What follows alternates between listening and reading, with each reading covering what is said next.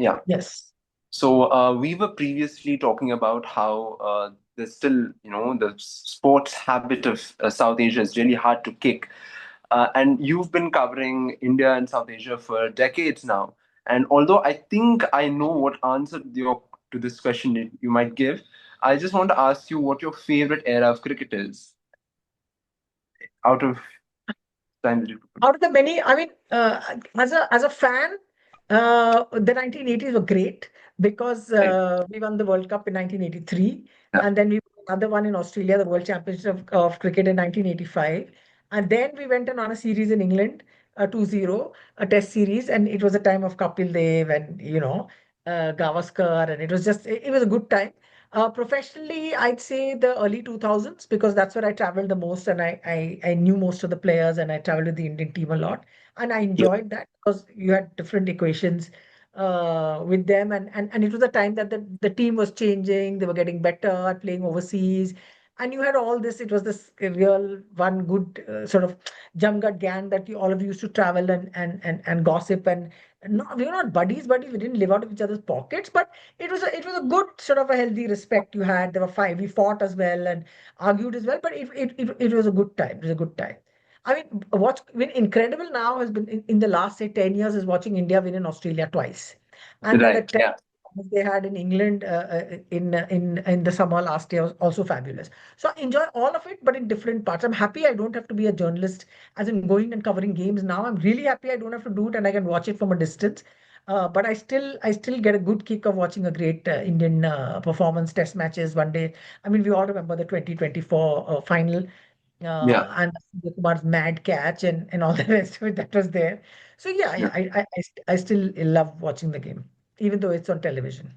I'm not sure. I mean, you've spoken about your favorite era, but you also, in one article, you warned about the 1990s. So I'm guessing it might not be your particular favorite because, and I quote from your article, much like India's 1990s were marked by the Azhar Ajit Wadekar partnership. That decade became famous for India's lopsided performances, victory at home, and completely hapless performances overseas. In the entire decade, India won a single test away from home in Sri Lanka and zero outside the subcontinent.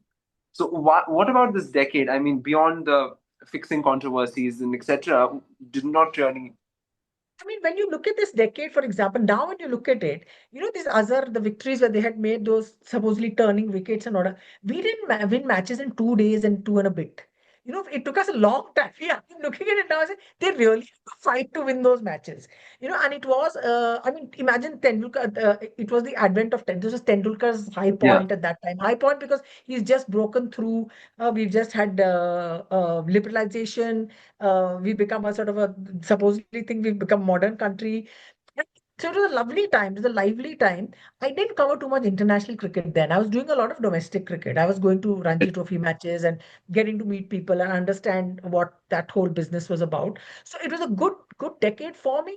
But I wanted the team to do better because I had the 1980s were my reference point. Like that when I was in college, and that our team was competitive overseas. Our team had won one-day cricket, one-day big world tournaments, and here we kept winning some Coca-Cola Cup or some Pepsi Cup or something in Sharjah, and we wouldn't win against teams outside. So I wanted the team's performance to be better, which kind of came through in the decade that followed.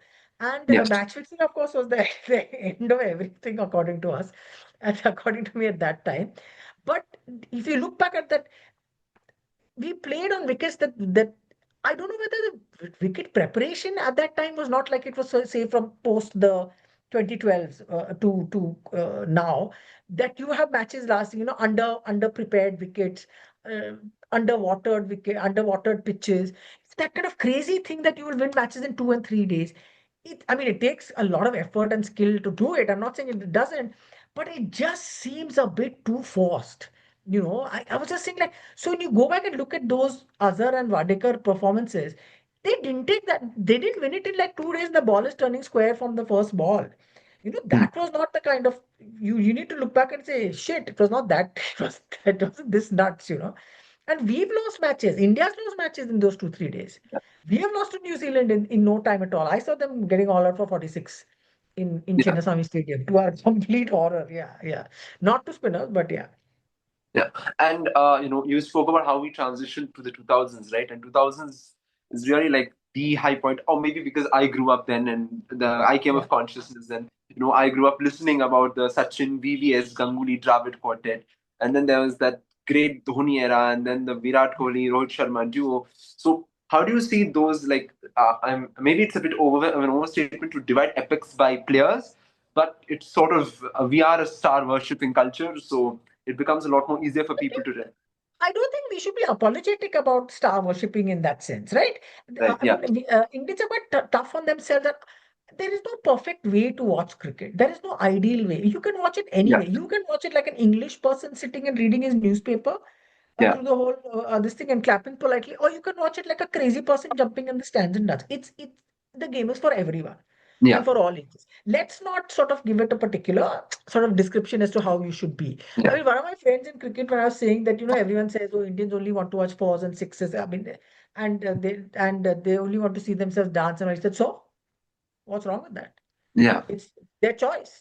That's what the game means to them. It's a party, so it's okay. So, Yeah. I mean, when overseas players come to play in India, what they find is this massive wave of madness around them, and they'll never get it anywhere else in the world. True. And Yeah. whatever it is, whatever its craziness is. I mean, all of us will sort of worry about this toxic nationalism and all the rest of it. But other than that, if we want to dance in the stands, let's dance in the stands. Yeah. Let's not be too fussy. It's a sport. It's not the ballet. It is not anything else that is there. It's not the Republic Day parade. It's a sport. We'll celebrate it whichever way we want to celebrate it. Yeah. Yeah. So if you're looking at it eras, someone asked me the question is which do you think has been India's greatest test performance? Yeah. Testing performance. Is it 2001 or is it 2021? Right, Yeah. which is Australia that I said, of course, it's the Australia one. It's like Yeah. there True. is, as much as I'm so attached to that 2001 series and that whole generation of players, what happened in Australia in that it was just completely bad. You'll never Yeah. see anything like it. It'll never happen again. Teams may still win test matches after following on in the first innings, but what the Indian team was able to do in In that Australia. 21-22 in Australia, it's unthinkable. Yeah. It's absolutely just mind-boggling as to how that came to be. So Right. yeah, so And so speaking about test knocks against Australia, one of my favorite articles of yours, or maybe because I saw that match, I have a very personal angle with the match that I was sick and on my birthday, so I had to sit and watch it at home. Was Dhoni versus Australia in 2013 in Chennai, on yes, 24th Feb or something. That insane 251 knock, I think. And you yes, had a fantastic article about that. So, with Dhoni, we don't really hear much about Dhoni's performance in Test cricket as much. We talk more about his yes. captaincy, ODI, in T20. But what do you think about the man's contribution to like Test cricket and how he played Test cricket? He was. I'm not sure how much he took to Test cricket as much as he took to white ball and ODI Yeah, cricket. To him, he always said that the ODI to him was the perfect format because it was like Test cricket in a short period of time. yeah, But what he brought to the Indian lineup, there was a point at which then you had to say before Dhoni started playing Test cricket, if you have to make your all-time Test 11s in the Indian team, you'd be sort of thinking about the wicket keeper. The moment he joined, it was no choice. It was Dhoni. yeah, And now you're thinking about, oh, maybe there's Pant. Pant has come into the equation as well, right? You're yeah, saying who's going to be. And you're thinking Pant has been your best batsman at one point in time in the last 5 year period. Your leading batsman was Rishabh Pant. Nobody else was getting those kind of runs yeah, that he was getting. So, anyway, this is the greatness about Indian cricket. It just throws us surprises. So, Dhoni's, I think his presence in that lineup, he was able to give the team. He could bat number six, and you had five bowlers alongside yeah, him previously you were not able to do or you didn't think you could do. You didn't have that. That is magic. That is like a gift. Yeah. And I think it was him and Duncan Fletcher who started this thing of five bowlers. Everyone yeah. said it Duncan was Fletcher, good. especially. They started it. Yeah, It was their idea, and it worked brilliantly. Because there was Dhoni. Because Dhoni could yeah, play any innings that he wanted to play. And then after there's the specter of Dhoni and what he was able to, what he was yeah, capable of doing. I don't think he was a great test captain, but as his performance as a test match player, yeah. that was True. just unbelievable. He changed the way we thought about how test matches could be won and what's the kind of balance that composition you needed to win those Yeah. matches. And speaking about Test cricket today, right? We've had this very discontinual underperformance in Test cricket, and you spoke about this earlier in a question. About how Indian players are having a lot of weakness against spin bowling. Uh, So do we? I mean, maybe it's also because we don't really have a strong fast bowling bench in the team itself because Shami is not excluded and Bumrah is also not exactly at his prime. So what do you think is the issue with the Indian cricketers facing off against spin? I don't think that's got the lack of pace bowlers doesn't have to do anything with the fact that your batsman, your top batting lineup is not able to play spin under the conditions that you're sort of present with. Yeah, What teams will try and do is if they make those kind of dodgy wickets, you have to have someone in your team who's got a very good compact all-round game that plays who's got very good defensive skills as well. You need defensive skills when you are playing on crazy wickets against quality spin bowling. You need that.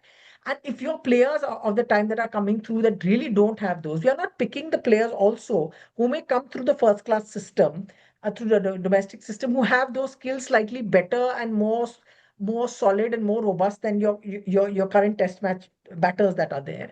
But you can't play them because the attacking option that this new generation gives you, you think it's more valuable. So that's the kind yeah, of choice that you make. But the fact that you have lost two consecutive, not consecutive, within the space of I think 6 months, you've lost two series at home. yeah, That's completely that should just unsettle you in that yeah, sense. What it may not do unsettle you is because now there was no test match for like till August. We are not playing any test cricket, so everyone's forgotten that we lost to New Zealand and we lost to South Africa. yeah, And South Africa, right? Yeah, and so that's been gone from the mind. We're playing no. There's no IPL is going to come. You think anyone's going to worry about Test cricket? IPL is coming. They don't yeah. care. You know. True. So you just do hope that there is a certain looking into this. If you want to be, I don't think we are, I mean, it'll be quite unusual if we make World Test Championship finals. Doesn't look possible for next year. It'll be very tough. We've got to play very well. But the point is that overseas we are playing better because you're not getting this kind of khadda kind of wickets and whatever and all that you have to do. But Mm. and you're making crazy decisions also because there was some in Australia when we went, the selections were all odd and it was all strange. But then in England, when the selections are odd and all strange, everything fell through. So you don't argue with Yeah, results in that sense. So I think that's what they need to maybe look at and see. Are they going to try another kind of a player in place of who? I don't know. Don't ask me. I'm not a yeah, selector, fortunately. So to find a different kind of a batter there to sort of hold the team up because you're again, so along with Rohit and Virat, you had Rahane and Pujara who also came yes. from old school, That who was my also came exact from next who question. also came from old school. So they are Yeah, they are your they are literally that's you had your two stars and you had these two guys who were like yeah, pillars. You need to find those pillars now. You need to find a pillar at least, to yeah. hold up the bat. Yeah, I mean, I think Rahan and Pujara was actually the most frequent request when I was asking my friends around, I was like, I'm interviewing a sports journalist about cricket, so what do you want me to ask? And they're like, why does the BCCI keep insisting that people like Rahan and Pujara get more experience to play, but just as you think they're on the cusp of getting elevated, they just suddenly benched? And they're just like stuck with the tag of an underrated player. And sometimes you sort of wonder if like Gambhir, By no means are they underrated. By no means are they underrated. We will yeah, always remember them. Rahane was our captain, my friend, in Australia when yeah, we won with yeah, some vast selection of players who kept falling injured. So Rahane was that captain. Rahane yeah. was that person who fought for Siraj and all of it. And Pujara was, at one point, I wrote in my piece, I said, it's like Pujara, by the time he retires, in the next 10 years, we will be saying that he was facing nuclear missile, batting with one leg and a fractured arm. So he had that kind Yeah, of sort of feel presence for and the sport. authority. So yeah, there were two options for them to say to bring them back to give them a chance again, right? To bring them back and to see how they will settle it. They've gone Yeah, and played county cricket. So that's the decision that you have to take, as in, do you want to go back to those players or do you want to go ahead? I mean, they right. kind of put a line in the sand for both of them. We may be fond of both of players. I'm a Yeah, big fan of both of them and say, "Are nahi, give them one more chance." But that's just a call the selectors have to take. But now it's ended in these two bad home series defeats. Which is yeah, what you should be just yeah yeah. yeah. And you think And and automatically what happens is we'll say, "Arey, if Pujara would have been there, no problem. Rahane would have yeah, been there, no problem." yeah. That's what it comes back to. There's no way of knowing. It's just a hypothetical. I They were mean, one of the great servants, great funniest mentors. memories that I have, not just about Pujara and Rahane, but just going back to Dhoni, was when we lost very badly in 2023, 24th November. I was the friend and he was drunk and he's like, now Dhoni's gonna come and save us, and it cuts to our prime minister standing there. And everyone just burst out laughing. So we always, and about 2023, right? Like 2011, we had that one man who rose up to the moment. I mean, apart from Dhoni, it was Gambhir. Like, Yeah, no matter yeah. how polarizing Gautam Gambhir is today, he was a very integral player for that time. And he Played also two had World strong, Cup finals. In yeah, two two World World Cup Cup finals, he finals. played tremendous innings. Yeah, he Tremendous played innings. tremendous Yeah, innings, yeah, and he was a very successful IPL captain as well. And yeah, very a lot of people would attribute the triumph of KKR in 2024 to Gambhir's coaching, and that is how he got the job as well with the Indian team. yeah. But why do you think he hasn't been able to translate that success? I mean, he has had successes afterwards, but like it's very patchy, and that home series defeats. I think those two home series defeats are the things that are on his record. That's what we'll always refer to, right? Because the easiest thing should for an Indian team is we'll win at home. Yeah, And on both times, you tried playing this the old way, right? You tried playing this the way that you had always won your matches at home. That was your, yeah, your your thought process that this is we'll make this rank turners, and then therefore, but you didn't have players that were there. Those players had retired and gone. And in I think in the series against New Zealand, I could be wrong. Both Rohit and Kohli were. I think Rohit was not there for one match, and yeah, and Kohli yeah. was there. And so in the you should have been reading the signals in the last 5 years before, say, 23, 5 years prior, not counting 24 and 25.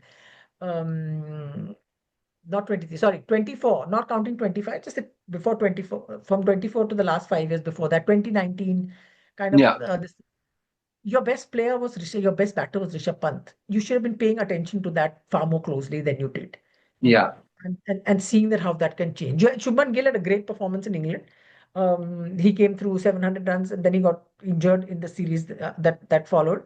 Um, and I think in the new series against New Zealand, when New Zealand came here and beat us 3-0, I think we were thinking too far ahead of us. We were thinking about Australia. yeah. It was like, these New Zealanders come, we are going to run over them, and therefore, all the nonsense that they show you on the Star TV or Geo Star or Yeah. whatever ads, It got too that kind haughty of, for ourselves. it's just, it's like, what is this here?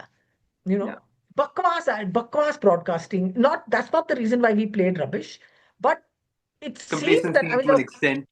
there were people that were saying that, hello, do you think the New Zealand team has come here to roll over and die or what? They've come here to play. Yeah. And whatever it is, they are not, and they It was come the from a same tour of attitude Sri in Lanka. 2023 as well. No one thought Cummins would do what he did. Yeah, exactly. And no, and they've come from a tour of Sri Lanka where they played reasonably well. The results were not good, but they came through. They've been playing on these conditions. They've been playing spinners. They were ready. You were not ready. You were thinking of Australia, BGT, BGT. Yeah. All those rubbish. Yeah. Yeah. And let me just go for a bit of a broader question now, right? Because uh, I have this fear. I mean, maybe it's a misplaced fear, but me and my friends were wondering: are we like the last generation that's going to take cricket seriously, or maybe we're being pompous about ourselves? Because we see kids, the smartphone generation, not exactly the smartphone generation. We were a bit of age when we came to smartphones, but people are just addicted to their phones. Everyone's gotten into AI content.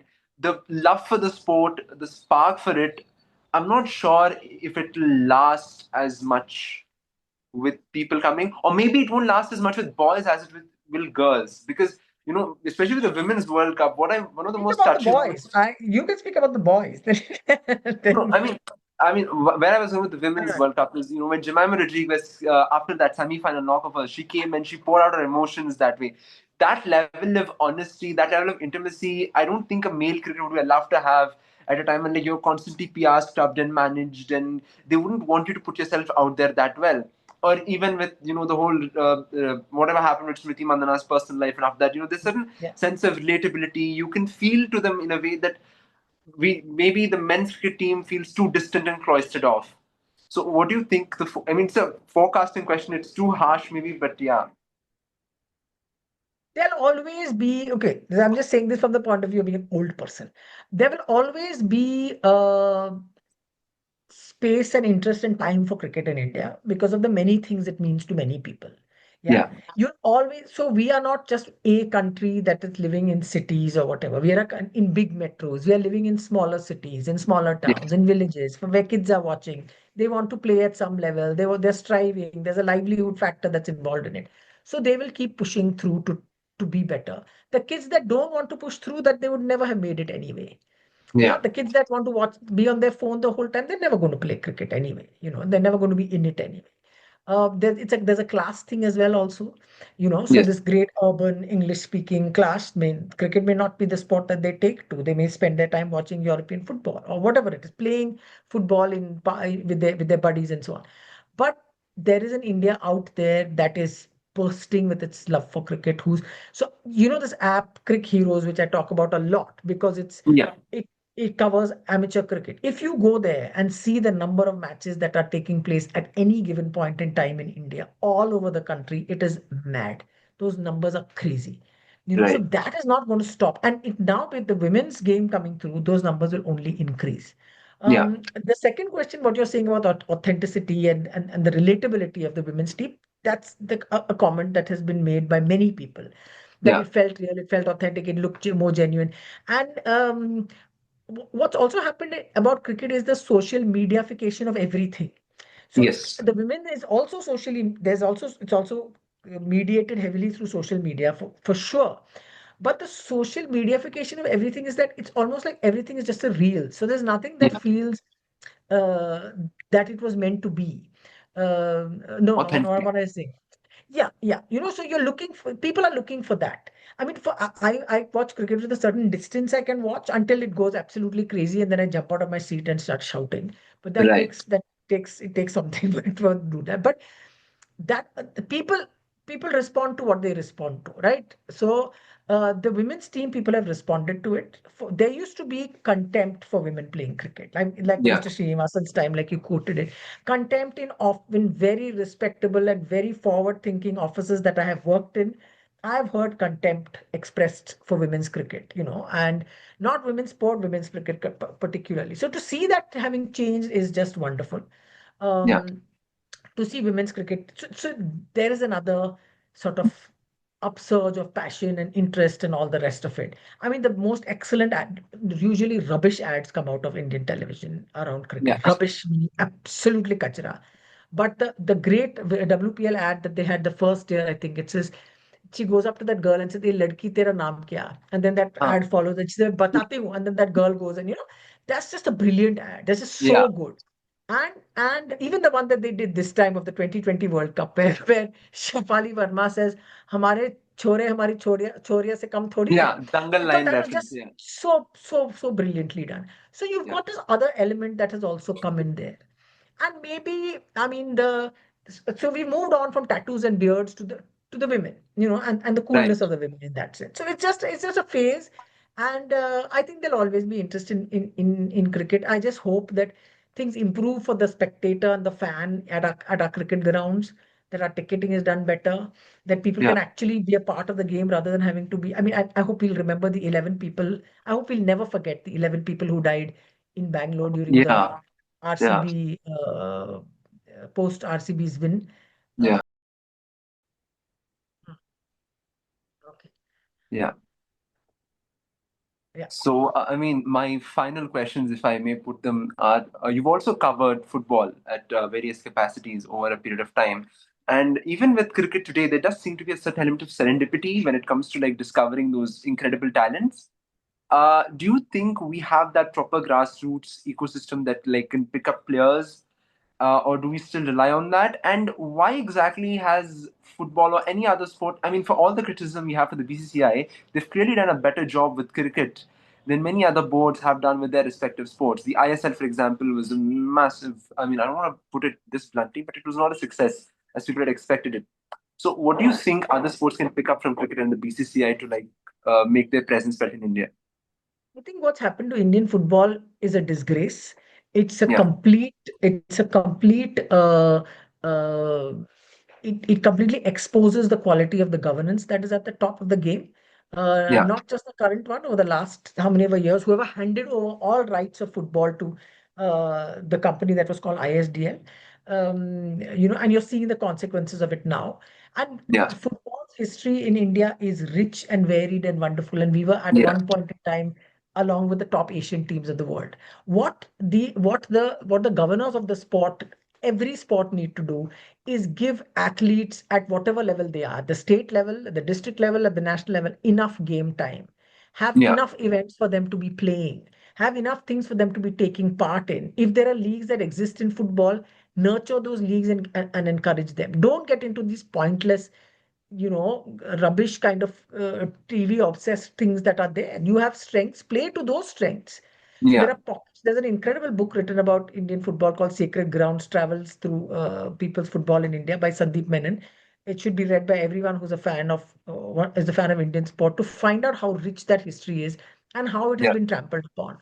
So the biggest failing in India, the IPL slogan, where talent meets opportunity. Yeah. Yes. Yeah. So there is massive sporting talent in this country and they don't get enough opportunity. And cricket Yeah. gives it to them. I'm not saying cricket is fail safe, as you know, I always grumble. But Yeah. cricket gives them at a basic level, the opportunities are there. Those 2000 Yes. matches or 1800 matches, that means something. That Yes. counts for something, which is what you need to do with all the other sports that there are. And hockey, for example, is constantly having the players go from one camp to an event, then a camp, then pointless. Every other Yeah. sports is a stupid national camp rubbish because they don't want to have enough events for their athletes at all levels to be playing. Right. And let me you earlier spoke about how the women's cricket team had a bit of authenticity, and you had one of the more authentic like male cricketers we had was Yuvraj Singh, and like one of the very public struggle with cancer that he had, and you wrote a lot of articles about him. You even co-authored his autobiography, The Test of My Life. So if you could Just like give me a just speak. second. So how is that experience like, co-authoring a book, an autobiography of a cricketer? It was great fun. Very stressful because of what Yuvraj was going through. Yeah. Also a learning. I wrote about writing that book with him because he has this image of being Yuvraj Singh. I am Yeah. Yuvraj Singh. But at the same time, he came across as someone who had an enormous recall of experience and memory. And he Yeah. went through this crazy time where he put in performances that are, I mean, I cannot think of one cricketer having put in that many performances in big ICC tournaments for India. So Yeah. he's won you the under 19 World Cup. He's won you 2007 World Cup. He was Like, central. I'm not saying he won you, the whole team was there, but he was central. And of course, 2011. yeah. So, and then to go through his whole experience, it was great because he was very relaxed about it. And you could see him coming through that whole process of chemotherapy and having come back from the US, slow, struggling. In the middle of an interview, he'll go and vomit and he'll come back. Sorry, I just vomited, because he was in the middle. So Yeah. it was quite moving in many ways, and he was wonderful to work with. He was wonderful to work with, and he was very funny because I've told this story, but I'm not tired of repeating it. Is that when he at one point he said, "Where's the book?" So we said, "Yeah, it's ready. It's gone for editing." He said, "वो क्या होता है?" He said, "No, there are spelling mistakes. You have to fix it and dot the i's and cross the t's, and they have to check these things if it's okay or not." He said, "अरे यार, अगर spelling में खराबी grammar की खराबी spelling mistake मेरी किताब में नहीं होगी तो और किसकी किताब में होगी." So he was fun in that way as well to deal with. He's quite relaxed. He said there won't be editing flaws in my book. In whose other book are there going to be language flaws and mistakes? So there was all that. True It was start. a great experience. And his doctor, his oncologist, Dr. Nitesh Rohatgi, told me, he said that he will do more for cancer patients than he did for cricket. I said, why? That's crazy. Why do you say that? He said, because of the fact that he's come out and spoken about it. Yeah. Very few personalities had done that in that time. Now, of course, there are many more. Nargis Dutt was the first known case. Yeah. And then and then Yuvraj Singh came out and spoke about it. And he was this big figure and he'd won a World Cup and all the rest of it. Yeah. Yeah. So I think it was a great experience talking to you, Sharda. And I hope you keep writing. I hope you keep your voice as honest, fearless, unfiltered, and especially the quality of your writing is something that is not very prevalent in sports journalists today. So it might be a throwback to an older time, but I hope it's a trend for future writers as well. And I mean, I'm really happy to talk to you. It took quite some time, but I'm very satisfied. I think I've satisfied all my cricket friends and fanatics around me. So I think this is a great win. Yeah. Thank you so much, Aman. Nice being here. Nice having a chat with you, and all the young writers that there are, sports journalists, sports reporters. They're doing great work. Try and follow them. Follow the reporters, follow the writing people as well. There's great stuff happening. Read as much as you can. Thank you so much, Aman, for all your Yeah, kind thank you. words. Yeah.